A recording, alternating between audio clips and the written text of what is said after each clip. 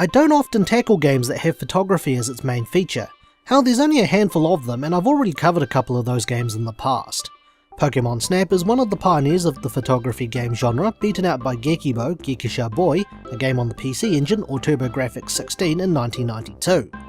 Pokemon Snap puts you in the shoes of Todd Snap, or Toru if we're going by Japanese names, a character who originally made minor appearances as a character of the day in the Pokemon anime series. You can also choose to rename him if you so wish. Much like in the series, Todd is a Pokemon photographer, and in the game he has been hired by Professor Oak to go to Pokemon Island in order to capture Pokemon with his camera.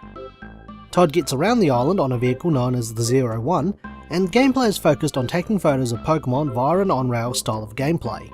As Todd racks up points and takes photos for Professor Oak, he gains access to items he can use in new areas as he seeks to uncover the mysteries of Pokemon Island.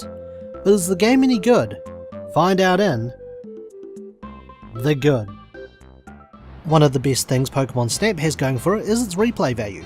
As you unlock items that will help you in the game, you'll find yourself going back to areas you've already been to so you can try out your items. These items can open up new photo opportunities or even discover Pokemon you didn't even know were in the area. The game encourages you to experiment, and the Pokemon behaves naturally in response to how you use your items. You have the apple-shaped Pokemon food which would lure Pokemon closer, the Pestiball which can drive Pokemon out of hiding, and the Pokéflute which can wake up sleeping Pokemon among other things. Later in the game you're also given the Dash engine, an upgrade to the 01 which will allow you to speed it up. This can be really handy if you need to rush around to the front of a Pokemon or to get close before leaving in order to get the perfect shot. Using these items also unlocks special Pokemon poses such as Dancing Gravelers, Pikachu doing various things, and a Jigglypuff concert, complete with annoying it if you throw something at it or play the Pokéflute. One of the other things you'll find yourself doing is taking photos of Pokemon signs which are landmarks or phenomenon that resemble Pokemon, and by doing this you will unlock the final area of the game. Once you've taken your photos in an area, you can choose the ones that you like and ones that Professor Oak will evaluate. Professor Oak will score each photo on size, pose and technique. Having a full shot of the Pokemon centered in the frame is ideal. Professor Oak will award additional points for certain poses, special Pokemon, and if you're able to have other Pokemon in the background, providing that they're the same as your subject. Professor Oak will point out if a Pokemon takes up too much of the shot, isn't big enough in the shot, is off center, or if the photo was taken from behind. The scoring system is surprisingly deep, and with 63 different Pokemon to take photos of, getting the perfect shot for all of them would be quite the challenge. However, Pokemon Snap isn't without its shortcomings, so let's look at those in The Bad.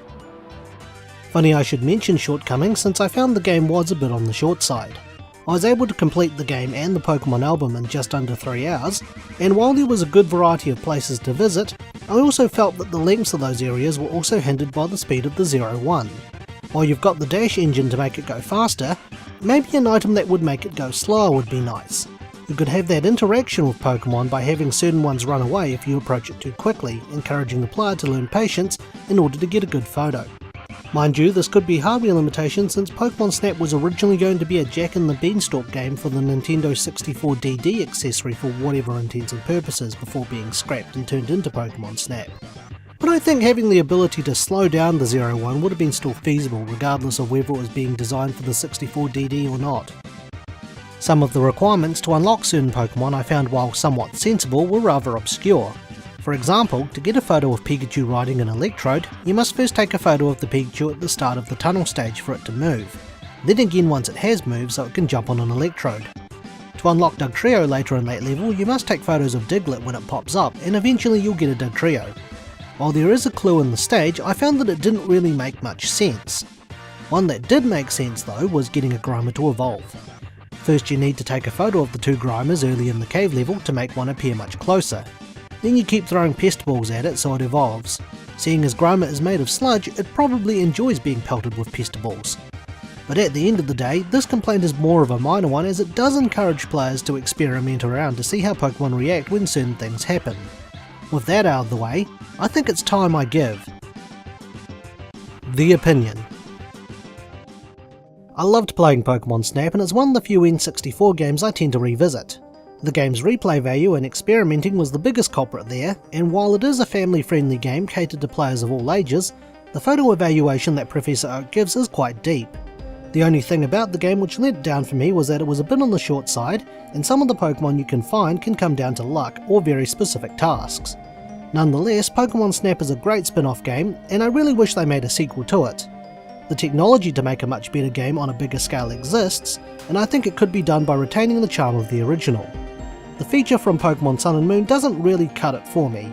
If you had an N64 or access to the Virtual Console, Pokemon Snap is certainly a game to play, and I would highly recommend it. So with that, it's time for my rating.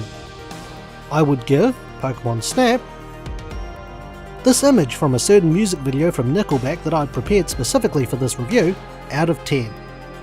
Thanks for watching, and stay tuned for the next Infinite Backlog review. If you enjoyed today's review, feel free to check out some of our other videos and subscribe for more. You can also follow us on Twitter, Instagram and our Facebook page. Once again, thank you for watching.